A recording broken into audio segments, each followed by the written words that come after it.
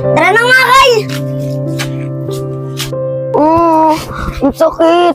Parang nadurog ang puso ko, Irish. Ang sakit. Hay nako, Rosalie. Napaka-assume mo kasi. Tara na nga. Tara, ang sakit. Lizzie, kaya mo na yun kung ayaw lang talaga sa'yo ni Irish. Hindi! Ikaw ang dahilan! Kaya ayaw sa akin ni Irish! Sana mawala ka na lang! Mawala ka na lang! Mawala ka na lang! Bakit pa kasi tayo magkadikit eh? Lizzie, huwag ka mong salita ng ganyan. Magkapatid naman tayo ah. Wala, basta! Sana mawala ka na lang! Mawala ka na lang! Siguro, Kyle. Plano mo lahat yun para mapahiya ako kay Irish. Sabi ko sa'yo, huwag na natin ituloy. Ang kulit-kulit mo. Bakit ka ba kasi nakadikit sa akin eh? Hindi tuloy nila ako napapansin. Ikaw laging pinapansin nila. Oy, Jessie, ano yung pinagsasabi mo sa kapatid mo? At ano pinag-aawayan yung dalawa? Tay, dinungan ko lang naman po si JC para mapalapit kay Irish.